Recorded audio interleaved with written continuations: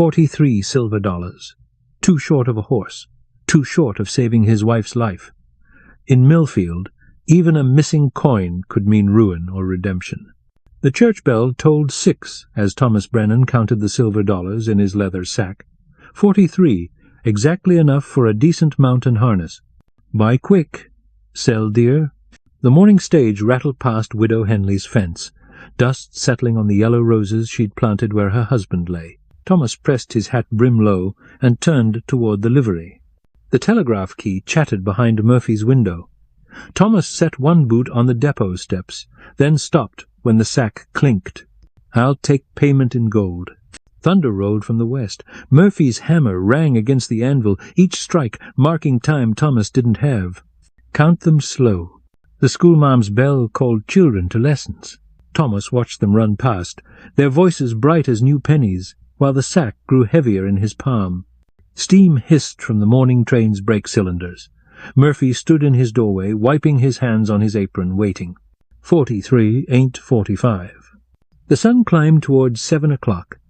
Thomas hefted the sack once more, then let his fingers go slack. Thomas Brennan had come to Millfield with $43 silver and a promise to his wife that he'd return with a horse strong enough to pull their plow through Nebraska sod. The church bell had just struck 6 when he counted the coins for the 3rd time, spreading them across the hotel room's rough pine table. Each dollar represented a week of splitting rails for the railroad. His hands cracked and bleeding by lamplight. The morning was already warming when he stepped onto Main Street. The stage from Denver sat outside Carmody's store, its team of 6 blowing hard from the mountain run. Thomas nodded to the driver, a weathered man named Pike, who'd been hauling freight and passengers for 15 years. "Looking for Murphy's livery," Thomas said. Pike spat tobacco juice into the dust. "2 blocks down, past the assay office. He's got 3 good animals, but none come cheap." Thomas touched the leather sack hanging from his belt. The coins clinked softly, a sound that had grown familiar over the past months. "What's Murphy asking?" 45 for his bay mare, 60 for the sorrel gelding. The gray's older but steady might take 35. Pike gathered his reins. "Course, that's if he's selling. Been particular lately about who gets his stock." The stage pulled away, leaving Thomas standing in the settling dust. He walked past the post office, where a cluster of men argued over a territorial survey map, their voices rising with the heat. At the assay office, a sign in the window read, "Gold dust bought fair weights, honest prices." Murphy's livery occupied a long, low building at the end of the street. The smell of hay and horse sweat drifted through the open doors, mixing with the ring of hammer on metal from the adjoining smithy. Thomas paused at the entrance, letting his eyes adjust to the dim interior. 3 horses stood in the stalls along the left wall. The bay mare Pike had mentioned was a fine animal, deep-chested and alert, with a white star on her forehead. The sorrel gelding showed good bone and muscle, though he pinned his ears when Thomas approached. The grey mare in the end stall had kind eyes and moved with the careful precision of an experienced cow pony. "Help you?" Thomas turned to find a man in his 50s, watching from the tackroom doorway. Murphy was built like his trade broad shoulders, scarred hands, the permanent squint of someone who'd spent decades judging horseflesh. "Looking to buy a mount," Thomas said. "Something that can pull a plow and carry a man when needed." Murphy walked to the bay mare's stall, running his hand along her neck. "This one's got the strength you want, but she's particular about her handler. $45. Thomas fingered the sack at his belt. The grey mare? 15 years old, but sound. Belonged to a rancher up near Boulder Creek. He died last month, and his widow couldn't keep her. Murphy's expression softened slightly. $35, and I'll throw in the bridle. The church bell struck 7. Thomas moved closer to the grey mare, who nickered softly and pushed her nose toward his outstretched palm. Her breath was warm and sweet with hay. "I'll take her," Thomas said. Murphy nodded toward his office. "We can settle up inside." The office was cramped and cluttered with account books, bill of sale forms, and a collection of bits and spurs hanging from wooden pegs. Murphy opened a ledger and began writing, his pen scratching against the paper. "Name's Thomas Brennan," Thomas said. pulling the leather sack from his belt. Patrick Murphy. The liveryman looked up from his writing. You heading back to Nebraska with her? Soon as I can arrange passage, Thomas loosened the sack's drawstring and began counting coins onto the desk. My wife's waiting on a letter, too. Need to get word to her that I found what we need. Murphy set down his pen and watched the silver dollars accumulate. At 28, he frowned. At 32, his expression grew troubled. Thomas counted out the 35th dollar and stopped, his hand still inside the sack. That's 35, Murphy said. Thomas felt the remaining coins with his fingertips. $8 left from his months of labor. $8 to get himself and the horse back to Nebraska, with enough left over for his wife's medicine. Actually, Murphy said, standing up and walking to the window, I just remembered. That mare, she's got a quirk. Sometimes shies at loud noises. Railroad don't like animals that spook easy. Thomas looked at the coins scattered across the desk. How much for the sorrel? 60. Like I told you, I've got 43. Murphy returned to his chair and picked up the pen. Well, then, we got ourselves a problem. The church bell tolled the half-hour. Through the office window, Thomas could see the grey mare standing quietly in her stall. Her ears pricked forward, as if listening to their conversation. Maybe we could work something out, Thomas said. I could send you the difference once I get home. Murphy shook his head. Nothing personal, but I don't know you from Adam. Cash money or no deal. Thomas gathered the $35 back into his sack, the coins clinking with a hollow sound that seemed to echo his empty stomach. He'd eaten nothing but hardtack and beans for 3 days, saving money for this moment. I'll think on it, he said. Don't think too long, Murphy replied. Got a cattle buyer coming through tomorrow who's interested in the grey. Thomas left the livery and walked back toward Main Street, the morning sun already hot on his shoulders. At the post office, he bought a penny postcard and stood at the writing counter, staring at the blank space where his message should go. He wrote, Maggie, found good horse, but need more money. Will send word soon. Love, Tom. The postmaster, a thin man with ink-stained fingers, examined the card and nodded toward the slot marked outgoing mail. Thomas hesitated, then slipped the card into his pocket instead. At Carmody's store he bought a cup of coffee for 5 cents and sat on the front porch, watching the town come alive. The telegrapher emerged from his office and walked toward the railroad depot, a yellow message form in his hand. 2 women in calico dresses hurried past, their voices low as they discussed some matter that made them glance repeatedly toward the church. Thomas was finishing his coffee when Pike returned with the afternoon stage, this one bound for Denver and points east. The driver climbed down from his seat, stretching his back and rubbing dust from his eyes. You get your horse? Pike asked. Working on it, Thomas said.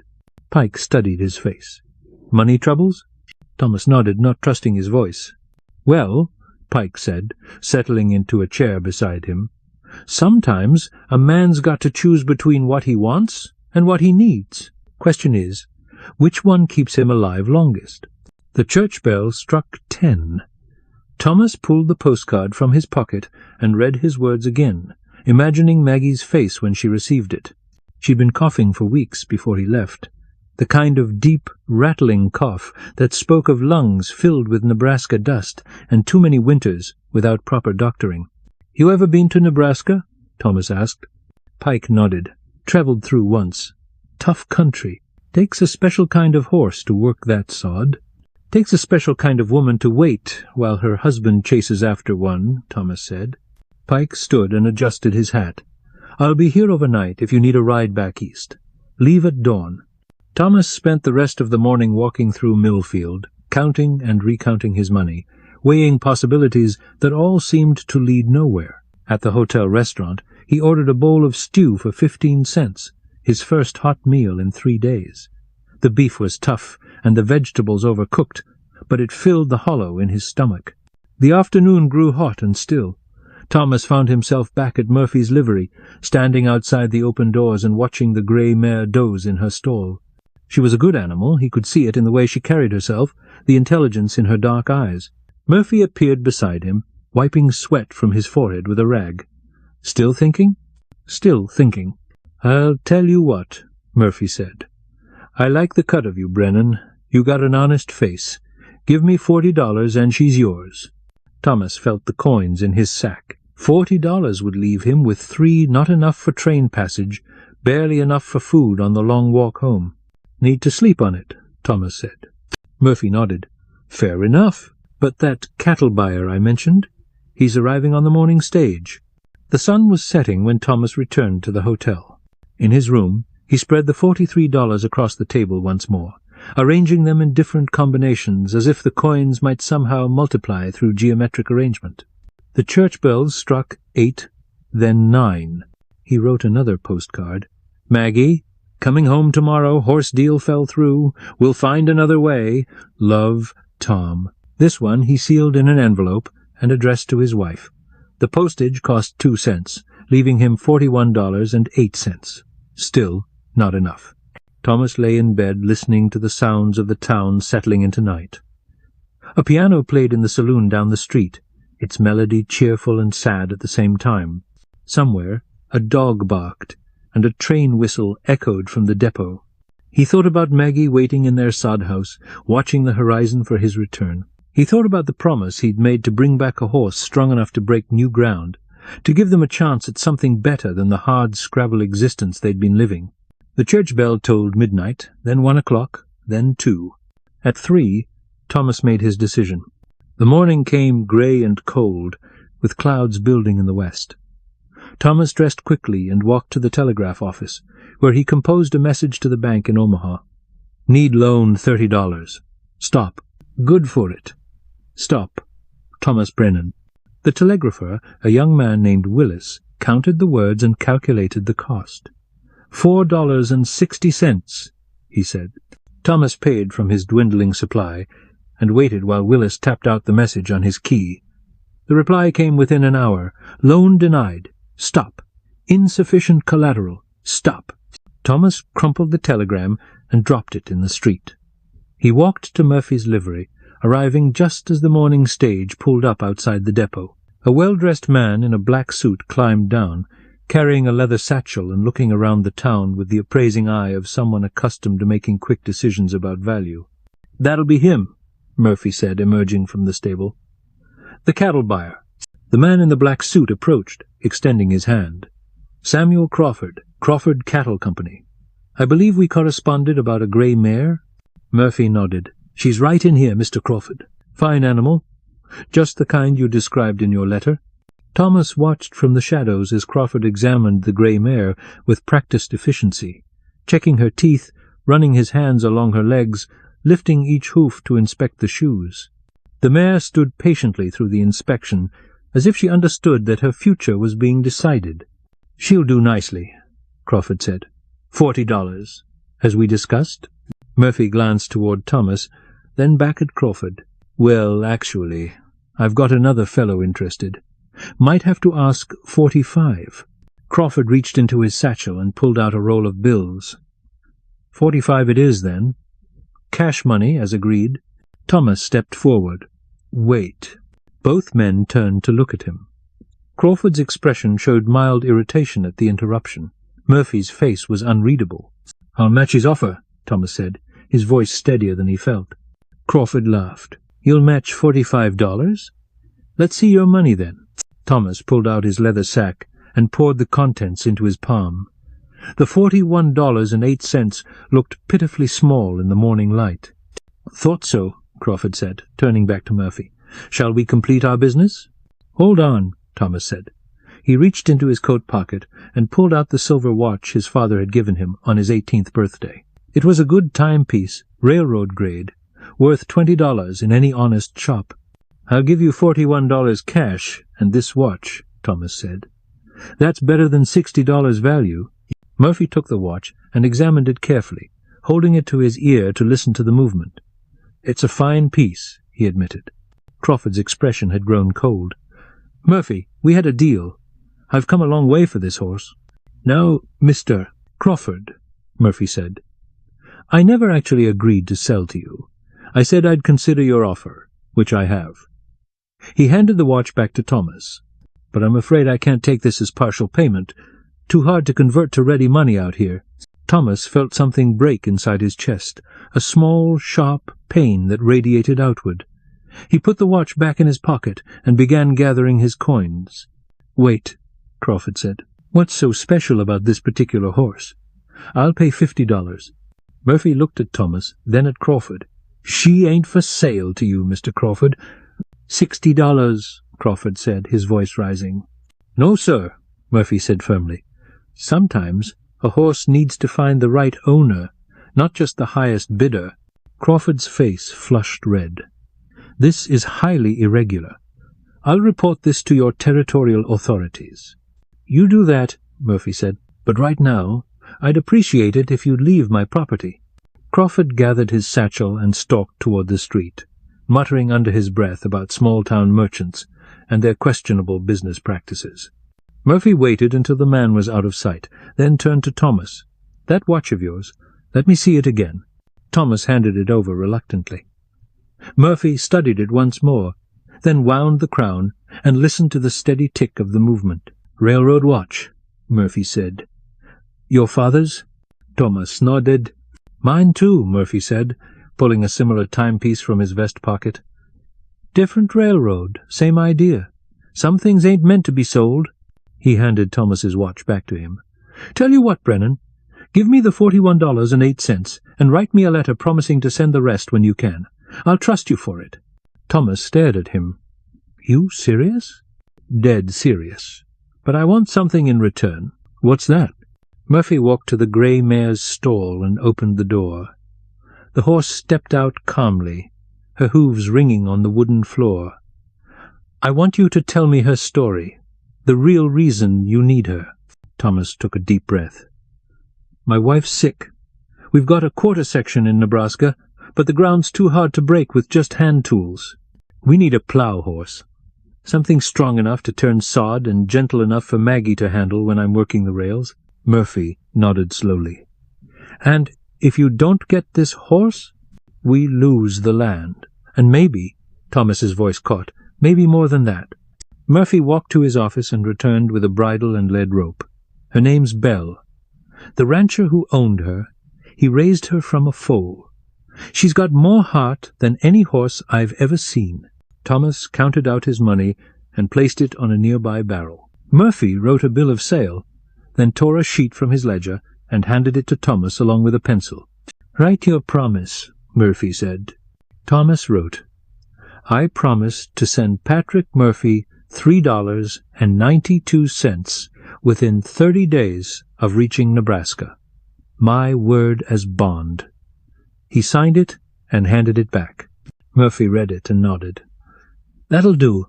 The church bell struck 10 as Thomas led Belle out of the livery. She followed willingly, her steps light and eager. At the depot, Pike was loading mail bags into his stage, preparing for the eastbound run. "Well, I'll be damned," Pike said when he saw Thomas with the horse. "How'd you manage that?" "Found an honest man," Thomas said. Pike grinned. "Those are rarer than hen's teeth out here." He gestured toward the stage. I've got room for you, but the horse will have to be tied behind. It's a long pull to the rail junction." Thomas secured Belle to the back of the stage and climbed up beside Pike. As they rolled out of Millfield, he turned to look back at Murphy's livery. The Irishman stood in his doorway watching them go, one hand raised in farewell. "You ever been in Murphy's shoes?" Thomas asked Pike as they headed east. "How do you mean?" "Trusting a stranger for money you might never see." Pike considered this as the stage bounced over a particularly rough stretch of road. "Once or twice. Lost money on it, too. But I figure trust is like water. You got to keep it flowing, or it goes stagnant." They reached the rail junction at sunset. Belle had traveled well, keeping pace with the stage without apparent strain. Thomas loaded her into a stock car and settled himself in the passenger coach for the long ride to Nebraska. The train pulled out as the first stars appeared in the eastern sky. Thomas watched the Colorado mountains fade behind them, and thought about Maggie waiting in their sod house, about the letter he would write to Murphy when he got home, about the ground he would break with Belle's help come spring. In his pocket, his father's watch ticked steadily, marking time that now seemed full of possibility rather than running out. The train whistle echoed across the prairie a sound of journeys ending and beginning, of promises kept and debts that would be honored. Behind him, Belle moved quietly in her car, already dreaming perhaps of Nebraska soil and the work that waited there. 3 weeks later, Murphy received an envelope postmarked from Nebraska. Inside was $3.92 in silver, along with a brief note. Belle made it home safe. Maggie's cough is better. Ground's hard, but we're managing. Thank you for the trust. Your friend, Thomas Brennan. Murphy folded the letter and put it in his desk drawer, next to a dozen others like it. Small testimonies to the proposition that sometimes a man's word is worth more than his collateral, and that the best deals are the ones that leave everybody richer than they started. If something in this story touched you, linger with us. We'll handle the rest.